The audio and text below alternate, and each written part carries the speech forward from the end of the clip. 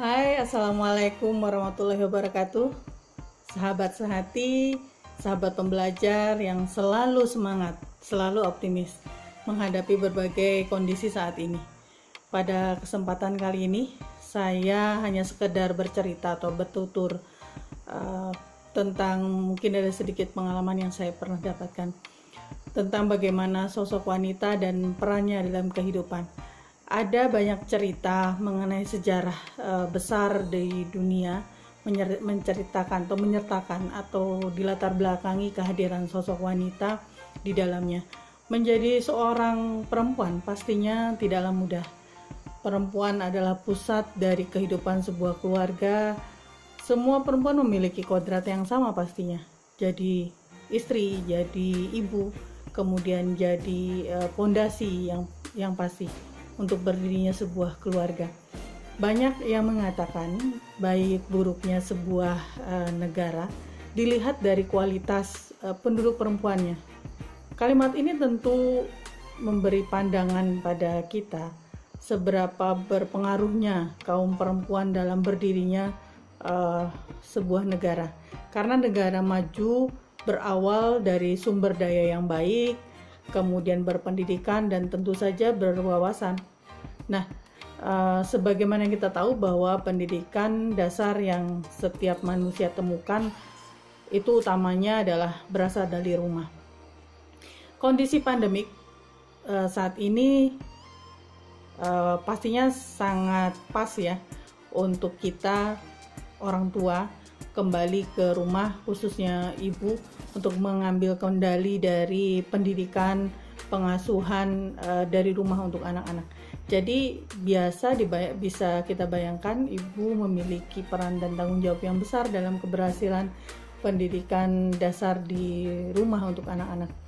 Nah, dalam hal ini perempuan merupakan tonggak penentu berdirinya sebuah negara, tonggak yang menentukan kokoh atau tidaknya sebuah negara, dan tentunya juga kokoh tidaknya sebuah keluarga. Jadi memang wanita punya andil yang luar biasa dalam perjalanan sejarah kehidupan. Nah, keberadaan seorang wanita kerap dijadikan sumber inspirasi bagi wanita lain, wanita yang memiliki kemampuan luar biasa, apalagi kalau mereka memiliki keberanian dan memiliki usaha yang kuat untuk melakukan sebuah gerakan. Nah, bagaimana dalam halnya di Islam? Nah, Islam menjadikan wanita makhluk yang istimewa tentunya, dan diangkatnya derajat wanita dari kaum laki-laki. Pasti sahabat pembelajar sudah sangat mengetahui bahwa dalam Al-Quran ada surat khusus untuk wanita. Ini penghargaan buat kita sebagai kaum wanita. Dalam surat An-Nisa bercerita banyak tentang bagaimana wanita. Ada banyak model dalam Al-Quran terkait wanita. Nah, bukan berarti mengecilkan arti laki-laki loh. Di sini bukan berarti kita tidak kehadiran laki-laki tidak menjadi penting.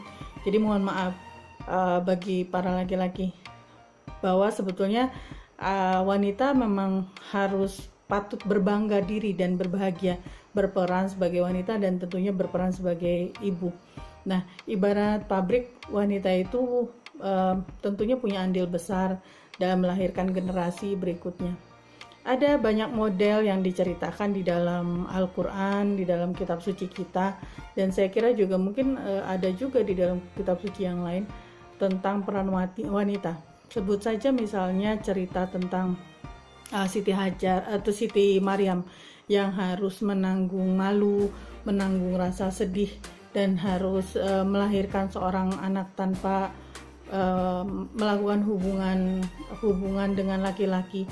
Jadi sampai-sampai Maryam itu di dalam Al-Quran surat 23 itu berkata bahwa andai saja dia bisa menjadi sesuatu yang tidak berarti, jadi sekiranya aku mati saja sebelum ini dan aku menjadi sesuatu yang tidak berarti dan dilupakan orang. Nah, karena perkataan inilah maka Allah kemudian memerintahkan Jibril untuk menyediakan makanan di mihrabnya Maryam karena Allah membenci orang yang menginginkan kematian, karena kematian itu bukan sesuatu artinya kematian itu adalah haknya Allah. Jadi tidak perlu kita menginginkan mati, Allah juga akan mematikan kita. Jadi bagaimana seorang Maryam, seorang wanita solehah yang kemudian tanpa berperilaku buruk lalu dia harus menanggung sesuatu yang tidak dia lakukan. Kita bisa bayangkan, bandingkan dengan wanita zaman sekarang. Katakanlah mungkin banyak perempuan yang kemudian akhirnya mengalami kehamilan atau disebut juga KTD, kehamilan tidak diinginkan. Seringkali kasus ini banyak masuk pada saat saya masih banyak berkecimpung di klinik. Kasus-kasus pranikah, kehamilan pranikah semacam ini seringkali terjadi. Jadi itu saja yang mereka melakukan perbuatan karena perbuatan yang keliru, mereka saja pasti merasa terbebani. Hal ini adalah menjadi aib, malu yang luar biasa. Stresnya bukan main. Tapi ada juga yang dari mereka kemudian merasa fun saja dengan kejadian ini. Bahkan mungkin kalau boleh dibilang sekarang kita bisa lihat ada public figure yang juga menyatakan diri ketika dia artinya mempublish dan tidak merasa terbebani dengan itu. Oke, ada lagi cerita yang lain, misalnya cerita Siti Aisyah yang kita tahu dinikahi ketika dia masih belum balik dan harus berjanda di usia yang sangat muda, yaitu usia 18 tahun. Coba kita bayangkan untuk usia yang masih ranum di usia 18 tahun seperti itu, di zaman sekarang langka sekali kalau kemudian wanita itu tidak kemudian mencari lagi pasangan lain seperti itu. Sementara kalau Aisyah sebagai istri Nabi sudah dipastikan, sudah diwajibkan untuk tidak boleh lagi menikah dengan laki-laki lain. Bisa dibayangkan kan, di usia yang masih muda belia dia harus menjanda dan tidak memiliki pasangan. Nah, ini sebuah pengorbanan yang harus dia lakukan. Nah, dan ada hal yang mungkin banyak pesan yang dari kejadian ini harus dipahami banyak orang, yang tidak hanya sekedar masalah poligami di sini, tapi bicara tentang bagaimana seorang Aisyah harus mengorbankan dirinya untuk bisa menjadi kamus buat kita, menjadi informasi buat umat bahwa bagaimana perilaku Rasulullah ketika di dalam ruang tertutup, di dalam kamar, dan dia mengetahui, menyaksikan bagaimana Rasulullah sholat dan lain sebagainya. Karena hal-hal semacam itu akan menjadi bukti buat kita, buat umat berikutnya untuk tahu apa saja yang dilakukan oleh Rasulullah di dalam kamarnya. Nah, untuk mereka yang artinya tidak mungkin kan orang yang tidak ada hubungannya dengan Rasulullah kemudian mengintip apa yang terjadi, apa yang dilakukan oleh Rasulullah dan segala macam. Jadi sangat wajar sekali ketika kemudian Siti Aisyah dinikah di usia muda. Apalagi dalam psikologi kita tahu pasti bahwa usia anak itu memiliki kemampuan memori yang sangat baik, yang sangat kemampuan memori, keingatannya sangat luar biasa baik. Jadi sangat wajar sekali ketika kemudian sangat kita bisa pahami ketika kemudian Rasulullah harus menikahi seorang anak yang masih muda tuh. Nah, ada lagi sosok yang wanita lain di dalam Al-Quran yang juga mungkin terlupakan oleh kita. Siapa coba? Ada yang paham? Ada yang mungkin ingat? Nah, dia adalah Siti Hajar. Ketika Bunda Siti Hajar ini ditanya tentang dirinya, dia menjawab bahwa aku bukan siapa-siapa. Itu dia katakan berkali-kali. Bunda Hajar ditanya kemudian dia menyatakan kembali bahwa aku bukan siapa-siapa. Setelah didesak kemudian dia menjawab, aku hanya hamba sahayanya Ibrahim. Nah, rasanya jawaban itu mampu membuat kita sanubari kita mungkin juga teriris ya, karena seorang Siti Hajar yang notabene-nya adalah seorang istri Nabi, kemudian dia juga melahirkan seorang anak yang juga jadi Nabi. Kemudian dia hanya mengatakan bahwa dia bukan siapa-siapa. Dan kita juga jangan lupa bahwa Bunda Hajar lah yang mengerti bahwa sa'i itu adalah perjuangan, bahwa kurban itu adalah menapaktilasi hajinya manusia di dunia praembrio. Nah, ini bukan hanya semata-mata sejarah yang mungkin kita lupakan, karena ini adalah orang melahirkan lebih mahal lagi dari itu. Berkurban, bersa'i itu adalah dalam rangka menjaga filenya Allah, menjaga sesuatu yang memang sudah disimpan Allah di dalam Al-Quran. Nah, pasti masih ingat cerita ini. Dan juga yang luar biasanya lagi, meski Siti Hajar ditinggal Nabi Ibrahim, pada saat dia membawa anak bayinya Ismail, ditinggal di satu tempat yang sangat sepi, tidak ada orang, kemudian berbatu tandus, tidak ada makanan, tidak ada air di situ. Bisa dibayangkan bagaimana kemudian Siti Hajar harus berjuang di situ. Disitulah kemudian terjadi sa'i. Nah, dengan kondisi seperti itu, ternyata Siti Hajar sebagai seorang sosok ibu tidak kemudian memigurkan atau kemudian membuat Ibrahim menjadi seorang ayah yang harus disepelekan oleh anaknya, gitu ya. Ini terbukti bahwa Ismail tetap berbakti, tetap patuh terhadap Ibrahim ketika Ibrahim ingin meminta dia untuk melakukan pengorbanan untuk dirinya, untuk menyembelih dirinya.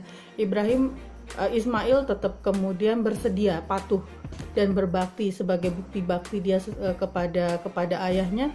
Dia bersedia untuk melakukan hal itu, gitu. Jadi dalam hal ini Siti Hajar tidak pernah menjelekkan sosok atau figur ayah, sosok ayah di mata anaknya. Dia tetap memberikan gambaran bagaimana sosok ayah yang harus tetap dipatuhi dan harus membuat Ismail harus berbakti terhadap ayahnya. Nah, padahal kita tahu betul bahwa semenjak ditinggal, pastinya Siti Hajar tidak pernah mendapatkan nafkah lahir dan batin, gitu. Coba kita bayangkan untuk kondisi sekarang, banyak wanita kemudian ketika mengalami satu masalah seperti yang dialami Siti Hajar, bisa jadi dia kemudian bisa saja meluapkan rasa marah dia, rasa benci dia, rasa kekesalan dia kepada anaknya, atau mungkin juga memberikan gambaran sosok ayah yang jelek di mata anak, gitu. Itu yang mungkin seringkali kita temukan.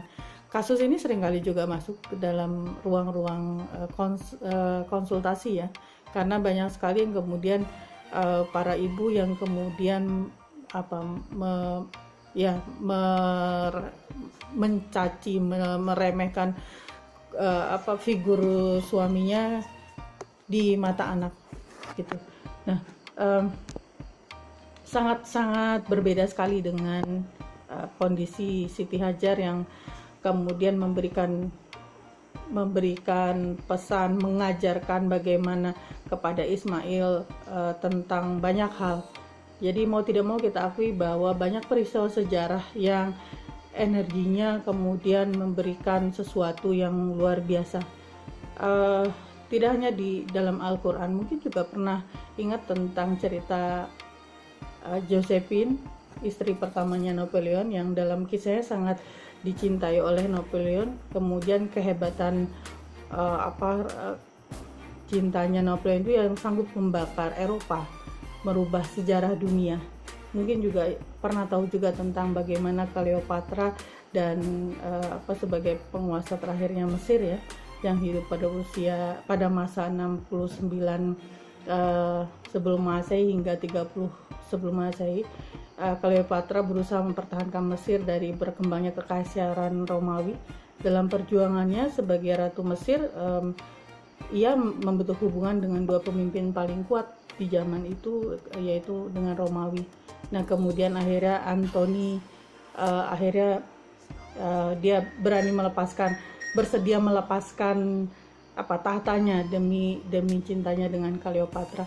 Jadi banyak sosok wanita yang memberikan sejarah dalam perkembangan dunia. Mungkin juga suka cerita tentang Candace dan Ken Arok, di mana keduanya kemudian sanggup memberikan jalan awal bagi lahirnya warga Wangsa Rajasa yang menjadi pendiri Singasari dan Majapahit. Nggak tahu kalau zaman sekarang apakah anak-anak itu masih ingat dengan atau juga pernah mempelajari tentang itu. Banyak sekali sebetulnya sejarah-sejarah tentang wanita ya. Nah, dalam Koping Ho juga ada, kalau ada teman-teman yang mungkin juga para sahabat pembelajar yang suka dengan Koping Ho, ada cerita tentang Tan Sing Hong, pendekar dalam serial Buket Siansu, karya Koping Ho itu, dimana dikisahkan bagaimana Tan Sing Hong harus mencari pasangannya ya, semacam itu.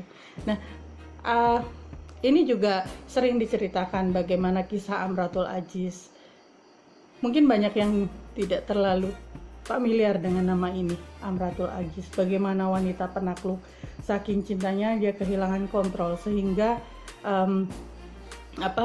dia dari belakang sanggup dan mampu merenggut jubahnya seorang laki-laki yang rupawan sehingga robek, dan kemudian harus mendekam di penjara. Pasti tahu ya siapa cerita itu, wanita itu siapa, dan siapa laki-laki yang dia renggut. Itu adalah Nabi Yusuf. Jadi di dalam Al-Quran diceritakan bagaimana kemudian seorang wanita memiliki energi untuk melakukan hal itu. Itu adalah kisah Amratul Aziz. Ada lagi kisah Sulaiman yang meminta Ratu Saba untuk bertekuk lutut di hadapannya. Padahal Ratu Saba ini adalah seorang wanita raksasa wanita ya, yang memimpin di satu negeri. Dia bilang, jangan berlaku sombong kepadaku dan datanglah kepadaku dengan menyerahkan diri. Nah, ini adalah kisah-kisah yang diabadikan di dalam Al-Quran, yang kita mau tidak mau, kalau banyak membuka di sana, banyak sekali model, banyak sekali contoh yang mungkin bisa jadi pembelajaran buat kita. Banyak model wanita, ada yang baik, ada yang buruk, tinggal bagaimana kita kemudian menjadikan itu sebagai satu contoh, sebagai toladan untuk kehidupan kita berikutnya. Mungkin kurang lebihnya seperti itu. Kalau kita bicara tentang wanita nggak akan habis-habis, sangat panjang sekali, sangat banyak sekali contoh di dalam kehidupan ini, termasuk di dalam kitab suci kita ini. Oke, itu saja teman-teman. Ini hanya sekadar berbagi. Salam sehat, salam semangat untuk kita terus maju bersama. Itu saja. Assalamualaikum warahmatullahi wabarakatuh.